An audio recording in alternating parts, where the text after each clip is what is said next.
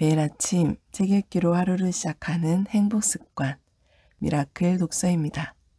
오늘 함께 읽어볼 책은 최강의 조직, 성공하는 조직의 문화는 무엇이 다른가? 벤 호로위츠 지음, 김정희의 옮김, 한국경제신문에서 펴낸 책입니다. 먼저 지은이님 소개부터 읽어볼게요. 지은이, 벤 호로위츠. 벤 호로위츠는 벤처캐피털 앤드리슨 호로위츠의 공동 창업자이자 무한 책임 투자자다. 앤드리슨 호로위츠는 진취적인 기술 회사를 설립하는 기업가들에게 투자한다. 그들은 페이스북, 트위터, 슬랙, 기터브를 비롯해 현재까지 600개 이상 기업에 투자해왔다. 그는 라우드 클라우드와 옵스웨어의 공동 창업자 겸 CEO였다. 옵스웨어는 2007년 휴렛패커드에 16억 달러에 매각됐다. 실리콘밸리의 살아있는 신화이자 가장 철학적인 혁신가로 불리는 벤 호로위츠는 컴퓨터 공학도, 소프트웨어 엔지니어, 창업자, CEO, 투자자로서 경력을 쌓으며 얻은 경험과 통찰을 전 세계에 전하고 있다. 컬럼비아 대학교에서 컴퓨터 공학으로 학사학위를 받은 뒤 UCLA에서 컴퓨터 공학으로 석사학위를 취득했다. 지은 책으로는 최강의 조직과 더불어 뉴욕타임즈 선정 베스트셀러 하드싱이 있다. 현재 아내와 세 아이와 함께 샌프란시스코 베이 에어리어에 거주하고 있다. 그 다음 차례 살펴볼게요. 추천의 글, 조직을 변화시키는 힘은 무엇인가? 서장, 당신의 행동이 당신이 누구인지를 말해준다. 1장, 문화와 혁명, 투생 루베르트리와 IT 혁명.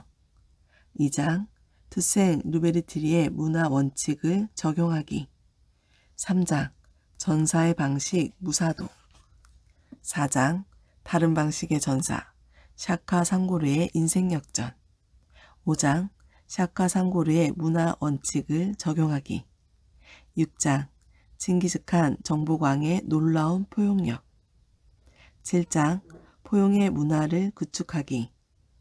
8장, 스스로에게 충실할 수 있는 문화를 설계하라. 9장, 극단적 사례와 일벌백계의 본보기가 주는 교훈. 10장, 위대한 문화를 창조하는 방법. 차례는 이렇게 되어 있고요. 서장부터 읽어보도록 하겠습니다. 서장, 당신의 행동이 당신이 누구인지를 말해준다. 당신이 누구인가는 벽에 보란 듯 걸어놓은 가치 목록으로 설명될 수 없다. 당신이 누군가를 알려주는 것은 바로 당신의 행동뿐이다. 행동이 곧 당신 자신이다. 내가 처음으로 창업한 회사는 라우드 클라우드라는 기술 기업이었다. 초창기 시절 회사 운영 경험이 부족했던 나는 업계의 CEO들과 리더들에게 여러 조언을 구했다. 그들이 돌려준 조언은 한결같았다. 문화에 초점을 맞추세요. 문화가 가장 중요합니다. 그런데 내가 문화란 정확히 뭘 말하는 건가요? 조직 문화에 영향을 주려면 내가 뭘 어떻게 해야 합니까? 라고 물었을 때 그들은 극도로 모호한 태도를 보였다. 이후 1년 반 동안 나는 이 질문의 답을 알아내기 위해 백방으로 노력했다. 문화란 반려동물과 함께 출근하는 것을 허용하고 사내유괴실에서 요가 교실을 여는 걸 말하나? 아니다. 그런 것은 지원 복지 혜택이다. 문화는 기업이 지향하는 가치일까? 이 또한 아니다. 그건 목표다. 문화는 CEO의 성격과 CEO가 생각하는 우선순위일까? 이런 것들은 문화를 구축하는 데는 도움이 되지만 그 자체로 문화라고 부리기에는 무리가 있다. 라우드 클라우드의 CEO로 있을 때 나는 우리 회사의 문화가 나 자신의 가치와 행동과 성격을 반영하는 거울 같은 거라고 막연히 생각했다. 그래서 내 모든 에너지를 솔선수범의 리더십에 집중시켰다. 그러나 시간이 지나면서 나는 당혹스러운 현실에 직면해 경악할 수밖에 없었다. 회사는 날로 성장하고 다양화되는데 문화를 구축하는 방법은 계속 제자리였던 것이다. 한마디로 통일성과 확장성이 없었다. 우리 회사의 문화는 각 부서의 관리자들이 육성했던 다양한 문화들이 뒤죽박죽 섞인 잡탕이 됐다. 더군다나 그런 문화 대부분은 계획에 따라 구축된 것이 아니라 순전히 즉흥적인 것이었다. 어떤 관리자들은 호통형으로 부하 직원들을 겁주며 윽박질렀고 또 어떤 관리자는 소통 불능자로 아무런 피드백도 제공하지 않았으며 심지어 또 다른 관리자들은 이메일에 답장조차 하지 않았다. 그야말로 혼돈의 도가니였다. 그러던 중 우리 회사의 혼란스러운 문화를 단적으로 보여주는 사건이 하나 발생했다. 우리 회사의 어떤 중간 관리자가 문제의 발단이었다. 편의상 그를 서스턴이라고 부르자. 나는 서스턴을 상당히 유능한 직원이라고 좋게 평가하고 있었다. 마케팅 부서에서 일하던 그는 대단히 뛰어난 이야기꾼이었고 그런 화려한 입담은 마케팅에서 필수적인 기술이었다. 그러던 어느 날 나는 직원들이 서스턴에 대해 이야기하는 것을 우연히 듣고는 충격을 받았다. 바로 그가 모든 일에 대해 끊임없이 거짓말을 함으로써 차원이 다른 이야기꾼이 됐다는 얘기였다. 사실 확인 후 나는 곧바로 그를 해고했고 그렇게 그 문제가 표면적으로는 일단락된 듯 보였다. 하지만 근원적인 문제는 여전히 남아있었고 그래서 그 문제를 해결해야 한다는 사실을 나는 잘 알고 있었다. 그것은 우리 회사의 문화와 관련이 있었다. 내가 서스턴이 상습적인 거짓말쟁이라는 사실을 알기까지 몇 년이나 걸렸고 심지어 그 기간 동안 그가 승진까지 했기 때문에 직원들 사이에는 성과를 내기 위해서라면 거짓말을 해도 된다는 문화적인 공감대가 형성돼 있었다. 요컨대 직원들은 명백한 본보기를 통해 그런 교훈을 얻었다. 내가 알면서도 그의 거짓말을 용인한 것이 아니었다는 진실은 조금도 중요치 않았다. 그가 거짓말을 하고도 징계를 받기는커녕 승진했다는 사실이 직원들의 눈에는 거짓말해도 상관없다는 신호처럼 보였다. 직원들의 머릿속에서 그 메시지를 흔적도 없이 지우고 문화를 새롭게 정착시키려면 어떻게 해야 했을까? 나는 첫 실마리조차 찾을 수 없었다. 그야말로 백지 상태였다. 나는 그런 일이 어떻게 작동하는지 진실로 이해하려면 더 깊이 파고들어야 한다는 사실에서 출발하기로 했다. 그래서 스스로에게 물었다. 아래의 질문 중에서 기업의 목표나 회사의 사명, 선언문의 의지에 답할 수 있는 것은 과연 몇 개나 될까? 그 전화는 오늘 중으로 꼭 회신해야 할 만큼 중요한 시한인가? 아니면 내일까지 기다려도 괜찮은가? 올해 인사고과가 있기 전에 급여를 올려달라고 요구해도 될까? 이 보고서는 이만하면 완성됐다고 봐도 될까? 아니면 작업을 좀 더 해야 할까? 그 회의에는 정시에 도착하면 될까? 출장 갈 때 숙소를 특급 호텔로 잡아도 될까? 아니면 저렴한 모텔에 머물러야 할까? 이 계약을 체결할 때 가격과 파트너십 중 뭐가 더 중요할까? 동료들의 잘못이나 실수를 지적해야 할까? 아니면 잘하는 것을 칭찬해야 할까? 오후 5시에 칼퇴도 될까? 아니면 조금 야근하다가 8시쯤에 퇴근하는 게 좋을까? 경쟁사에 대해 얼마나 많이 조사해야 할까? 이번 신제품의 색상에 대해서는 어느 정도 토론하면 적당할까? 5분? 아니면 30분?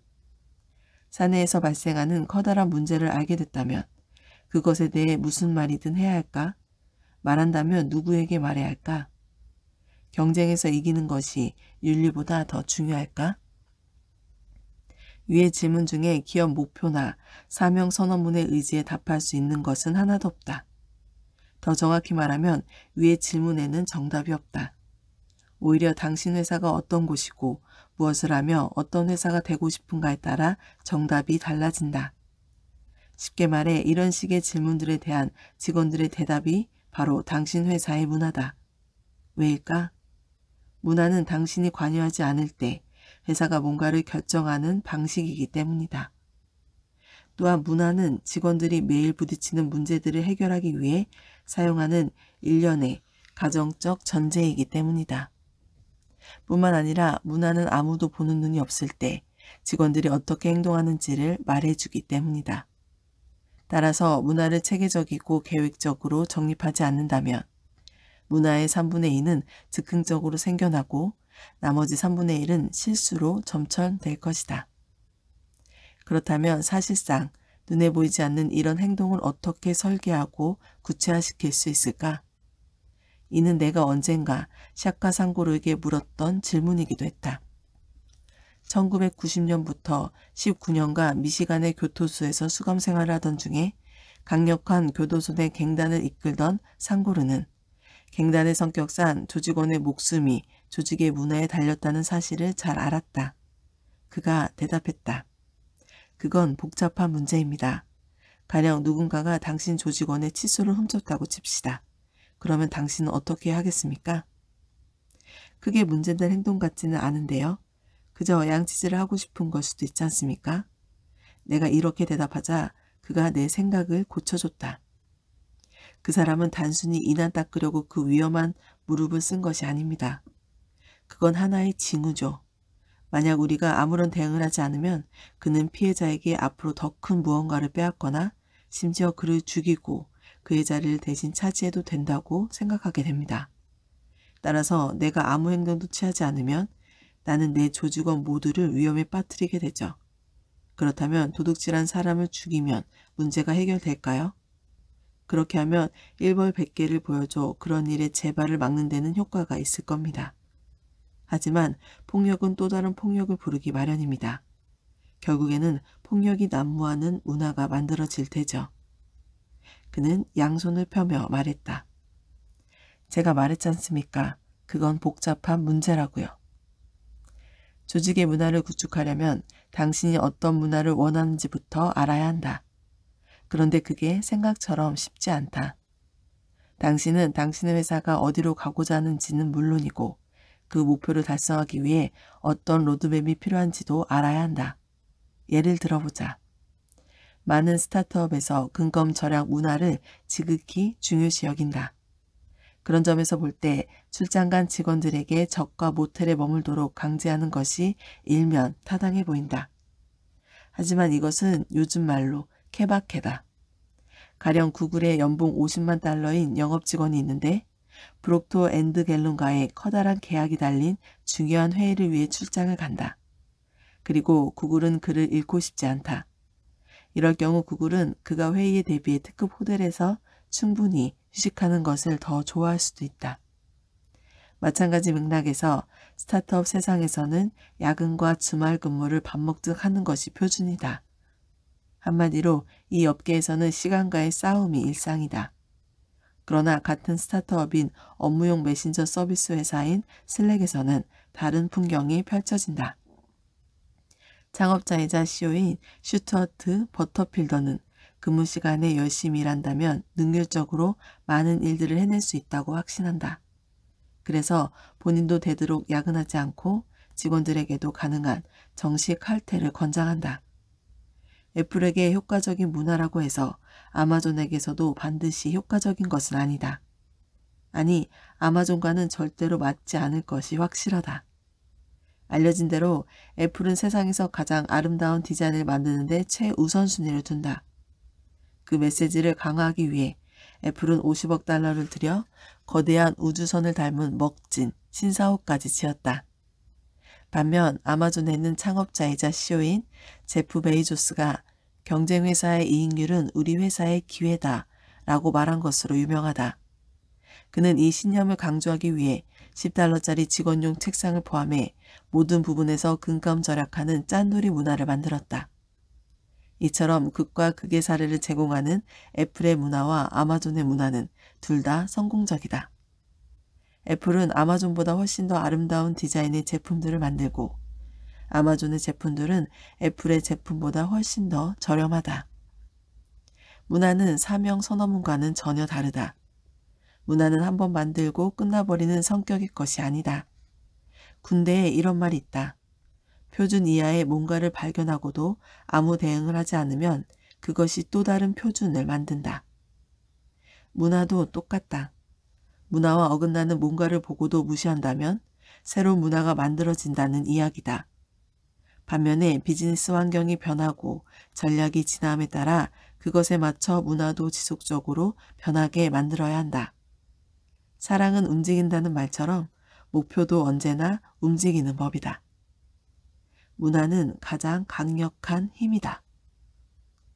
비즈니스 세계에서는 강력한 문화를 구축했어도 아무도 원하지 않는 제품을 생산하는 기업의 운명은 불보듯 뻔하다. 실패하는 것이다. 그래서 언뜻 생각하면 문화가 제품보다 덜 중요하게 여겨질지도 모르겠다. 하지만 좀 더 깊이 들여다보면 다른 그림이 보인다. 문화는 특정한 시대에서는 난공불락 같았던 구조적 장애물을 시간이 지남에 따라 무너뜨리기도 하고 나아가 모든 산업과 모든 사회 시스템의 행동을 변화시키기도 한다. 이런 폭넓은 관점에서 볼 때 문화는 만물을 움직이는 우주의 절대적인 힘이라 할 수 있다. 1970년대 뉴욕 브롱크스 빈민가의 아이들이 새로운 예술 형태를 탄생시켰다. 바로 힙합이다. 그들은 한 세대만의 가난한 인종차별은 물론이고 음악 산업의 거대한 반발을 잠재웠고 결국 세상에서 가장 인기 있는 음악 장르를 창조했다.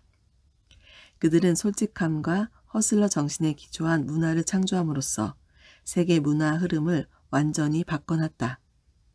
허슬러 정신은 힙합 DJ들이 자신들의 기본 재료를 조달한 방법에서 잘 드러냈다. 그 재료는 다름이 아닌 브레이크 비트였다.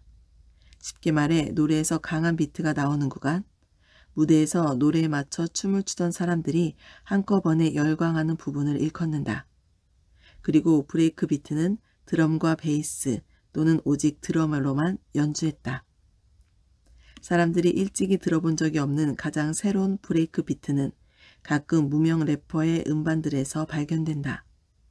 그런데 말 그대로 무명이라 이런 음반을 찾는 사람이 거의 없었기에 음반 회사들은 갑자기 음반이 품절돼도 재고를 다시 채우지 않았고 이것이 공급망 장애를 일으켰다. 허슬러 정신의 토대를 두는 힙합 세계의 기업가적 문화는 정확히 그 장애를 중심으로 작동했다. TV에서 랩 뮤직비디오를 최초로 방송했고 샷 아웃을이라는 용어를 만들어낸 뮤직비디오 감독이자 DJ이며 VJ인 랠프 맥디얼얼스가 한 번은 이렇게 말했다. 레니 로버츠라는 한 음반 수집가가 무명 래퍼의 음악들을 클럽에서 공급했어요. 그는 어떤 노래가 잘 팔릴지 쪽집게처럼 찝어냈습니다. 그의 고향인 블롱크스에서는 모두가 브레이크 비트를 듣고 브레이크 댄스를 췄죠. 그는 브레이크 비트를 아주 독특한 방법으로 홍보했습니다. 힙합의 할아버지로 불리는 아프리카 밤바타에 힙합의 선구자 그랜드 마스터 플래시에게 음반을 제공한 겁니다. 가령 플래시가 브레이크 비트를 틀면 모든 DJ들이 오 세상에 난 저 음반을 꼭 가져야겠어 라고 생각하고 이내 날개 돋친 듯 팔려나갔습니다. 그래서 레니 로버츠는 오직 브레이크 비트로만 구성된 음반을 제작하기로 했습니다. 브레이크 비트 볼륨 1, 브레이크 비트 볼륨 2 같은 형식으로요. 물론 그에게는 그 음악에 대한 저작권이 없었지만 아무도 신경 쓰지 않았습니다. 내가 책 속에서 힙합 기사들의 많이 인용하는 이유가 무엇인지 묻는 사람들이 덜어 있다. 부분적으로는 내가 실패한 래퍼로서 갈증이 남아서다. 진짜다. 비록 알아주는 사람은 없었어도 나는 래퍼로 활동했었다. 그러나 가장 큰 이유는 따로 있다. 기업가, 비즈니스, 문화 등에 관한 내 아이디어 대부분은 힙합을 듣는 중에 떠오른다. 따라서 나는 힙합 음악에 감사하는 마음이 크고 힙합 가사를 인용하는 것은 그런 감사의 마음을 표현하는 내 나름의 방식이다. 나는 특히 에릭 벤 라킴의 리더를 따르라나, 런 DMC의 록의 제왕 같은 초기 힙합 노래들이 내가 기업가로서 하는 일을 단적으로 보여준다고 항상 생각했다. 요컨대 그런 노래 가사는 현재 내가 속한 문화와 완벽히 일치한다. 힙합의 허슬 정신이 힙합 산업의 원동력이었다면 팬들의 마음을 사로잡은 부분은 솔직함이었다. 한 번은 위대한 래퍼 나스가 내게 자신의 어린 시절 얘기를 들려줬다. 어릴 적 저는 순수한 날것에 끌렸습니다. 세상은 브레이드 번치 속 바른생활 가족처럼 흠잡을 데 없는 완벽한 장소가 돼야 했었죠. 우리 모두가 브레이드 번치의 가족처럼 되려고 상상하고 노력했지만 실제로는 꾸러기 클럽의 악동들입니다. 랩 음악은 세상에서 실제로 무슨 일이 벌어지는지를 적나라하게 설명합니다. 범죄, 가단, 부패한 경찰 등등. 랩은 핀프록, 복음성가, 펑키, 히피 등의 음악 스타일과 완벽히 결별했습니다. 요컨대 랩은 랩이 아닌 다른 모든 음악 형식을 제거했고 오직 솔직함이 남을 때까지 모든 껍질을 벗겨내고 속살을 드러냈습니다. 한편 뉴욕 브롱크스와 대륙 정반대에 있는 캘리포니아에서는 일단의 기숙자들이 일련의 문화혁신을 연거푸 일궈냈다. 이런 혁신이 결국에는 오늘날 비즈니스 세상의 거의 모든 운영 방식을 변화시키게 된다. 그 시작은 마이크로칩이라 불리는 직접 회로가 1960년대 미국의 군수업체 페어차일드 카메라 앤드 인스트루먼트의 페어차일드 반도체 부분을 이끌면서부터였다. 뉴욕에 본사를 둔 페어차일드 카메라는 미국 동부 연안의 고유한 방식으로 비즈니스를 운영했고 그것은 점차 미국 전역으로 퍼져 대기업들의 표준 운영 방식으로 자리 잡았다. 페어차일드의 창업자 셔먼 페어차일드는 뉴욕 맨하튼에서 유리와 대리석으로 꾸며진 고급 저택에 살았다. 그리고 회사는 고위 임원들에게 운전사가 딸린 자동차는 물론이고 전용 주차구역도 제공했다. 미국의 소설가 겸 언론인 톰 울프는 1983년 남성 잡지 에스콰이어에 기고한 로버트 노이스의 땜쟁이들이라는 기사에서 그런 관행을 신랄하게 꼬집었다. 동부의 기업들은 봉건주의적으로 조직 접근법을 취했다. 심지어 그런 사실을 인지하지도 못했다. 맨 꼭대기에는 왕과 영주들이 있었고 그들 아래로 신하, 병사, 자장농, 농도들이 층층이 포진했다. 그러나 밥 노이스는 모회사인 페어차일드 카메라를 포함해 동부식의 운영 방식을 정면으로 거부했다. 페어차일드 반도체에서는 제품을 발명하고 비즈니스를 주도하는 사람들이 기술자들이므로 그들을 자장농처럼 대우하는 농부의 봉건주의적 접근법이 전혀 맞지 않았다고 생각했다. 그래서 페어차일드 반도체는 전혀 다른 접근법을 선택했다. 모두가 아침 8시까지 출근해야 했고 주차구역도 선착순이어서 지위와는 상관없이 일찍 출근할수록 가장 좋은 주차구역을 차지했다. 캘리포니아 세네제이에 위치한 페어차일드 반도체 본사는 빼곡한 칸막이로 공간을 분리한 커다란 창고였고 아무도 정장을 입지 않았다. 노이스는 전문 관리자들을 채용하지 않았다. 그는 상명하달식의 지시가 아니라 코칭이 오늘날의 최고의 리더십이다. 직원 모두가 자신이 잘하는 일을 할 수 있도록 장애물을 제거하라고 주장했다. 그는 새로운 문화를 창조했고 이른바 권한 위임의 문화였다. 노이스의 문화에서는 모두가 책임자였고 노이스는 단지 그들을 도와주는 조력자였다. 가령 새로운 아이디어를 생각해낸 연구가는 1년 정도 누구한테도 결과에 대한 독촉을 받지 않고 마음껏 그 아이디어를 실험할 수 있었다. 노이스가 확립한 자율과 독립의 문화에 맛을 들인 직원들 중 다수가 나중에 자신의 사업체를 직접 차렸다. 레이시엄 반도체, 시그네틱스, 제너럴 마이크로 일렉트로닉스, 인터실, 어드밴스 마이크로 디바이스, 쿠알리디안 등이 대표적이다. 이렇게 해서 그가 의도한 것은 아니었지만 어쨌든 노이스는 실리콘밸리의 문화를 창조했다. 1968년에는 노이스 자신도 페어차일드 카메라의 차기 CEO 경쟁에서 밀려나자 페어차일드 반도체를 떠나 새로운 회사를 창업했다. 그는 페어차일드 시절의 동료인 고든 무어와 젊은 물리학자 앤드 글로브와 손잡고 인텔을 창업해 아직 걸음마 단계였던 데이터 스토리지 분야에 도전장을 내밀었다. 특히 무어는 18개월마다 마이크로칩 용량을 2배로 증가하고 가격은 절반으로 하락한다는 무어의 법칙의 주창자로 유명하다. 인텔에서 노이스는 자신의 평등주의적 아이디어를 새로운 차원으로 승격시켰다. 무엇보다 직원 모두가 똑같이 칸막이로 구분된 커다란 사무실 하나에서 일했고 노이스 역시 예외가 아니었다. 또한 점심은 샌드위치와 탄산 음료로 간단히 해결했고 부사장 직급은 아예 존재하지 않았다. 게다가 각 사업 부분은 중간 관리자들이 이끌었고 그들은 막대한 의사결정 권한을 행사했으며 노이스와 무어가 그들 관리자를 감독했다. 뿐만 아니라 회의에서는 비록 의제는 리더가 정했지만 모든 참석자가 동등한 입장이었다. 하지만 뭐니 해도 인텔의 가장 두드러진 특징은 노이스가 기술자들은 물론이고 대부분의 직원들에게 상당한 스톡 옵션을 제공했다는 점이다.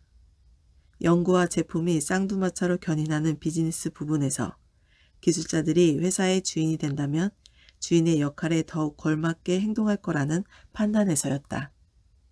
울프는 에스콰이어에 기고한 기사에서 인텔에서는 모두가 인텔 문화에 관한 교육 프로그램에 의무적으로 참가해야 했다.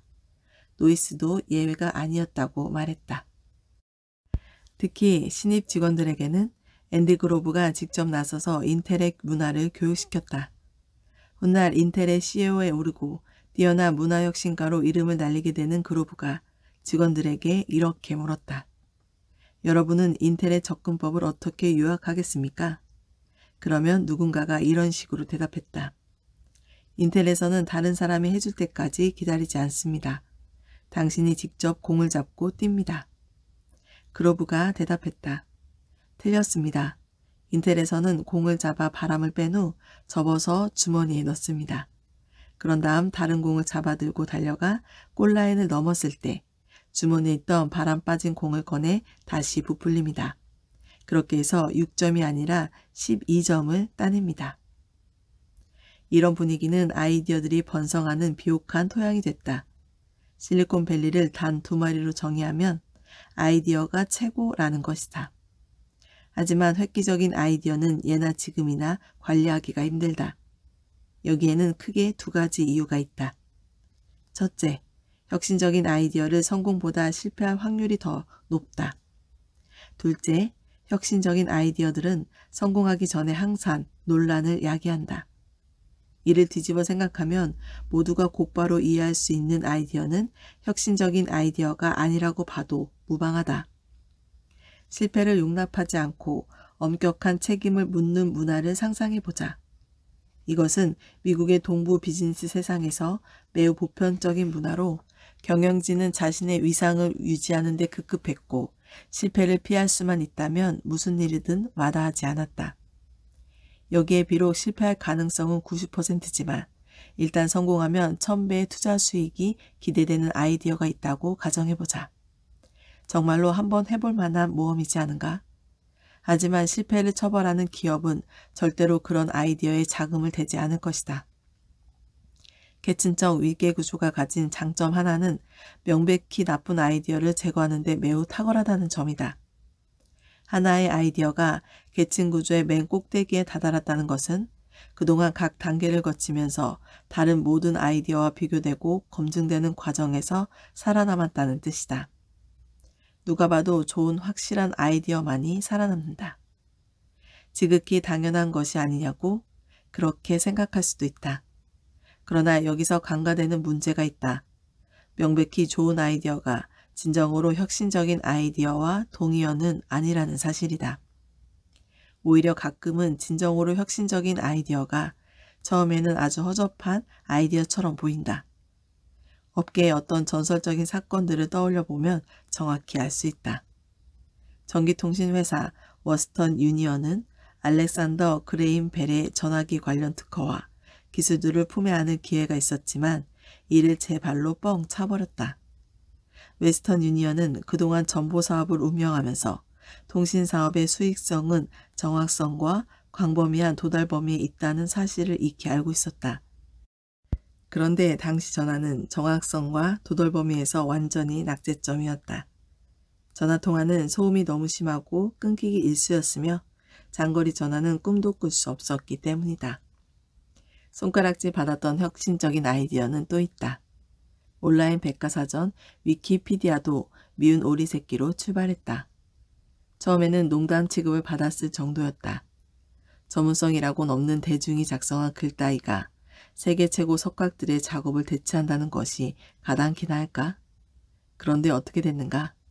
오늘날 위키피디아는 역사상 어떤 사전보다 훨씬 광범위한 내용을 다루고 덕분에 많은 사람들이 그것을 유일한 백과사전으로 생각하는 수준이 됐다. 인텔은 개개인의 권한을 강화하고 획기적인 아이디어들의 회사를 내주는 문화를 구축했고 그 문화가 더 나은 비즈니스 운영 방식의 시대를 활짝 열었다. 소프트웨어 개발자이자 내 사업 파트너인 마크 앤드리슨이 오래전 월스트리트 저널에 소프트웨어가 세상을 집어삼키고 있다 라는 제목의 에세이를 기고했다. 그는 기술이 어떻게 해서 기술 산업을 초월해 서점부터 택시 산업과 호텔까지 전통적인 모든 비즈니스를 잠식하는 데 상세히 설명했다. 이제 기성기업들은 양자택일의 상황으로 내몰렸다. 노이스가 구축한 문화를 채택하든가 아니면 생사를 가르는 실질적인 위협의 맹공격에서 제물이 되든가 둘 중 하나를 선택할 수밖에 없었다. 일례로 제너럴 모터스는 자율주행 자동차 부분으로 진출하기 위해 스타트업 크루즈 오토메이션을 인수하면서 스톡 옵션을 채택했다. 또한 월마트도 온라인 쇼핑몰 Z.com을 인수하면서 비슷한 접근법을 취했다. 기술이 어느덧 하나의 명백한 소비자 현상으로 자리 잡게 되자 비기술 산업의 종사자들도 이 기술을 활용하는 좋은 아이디어들 앞다퉈 생각해냈다. 그러나 외부에서 기술을 들여온 이들 스타트업의 시도는 대부분 실패로 끝났다. 이유가 뭘까? 단순히 아이디어의 세부사항을 충족시키는 애플리케이션이나 웹사이트를 개발하기는 쉽다.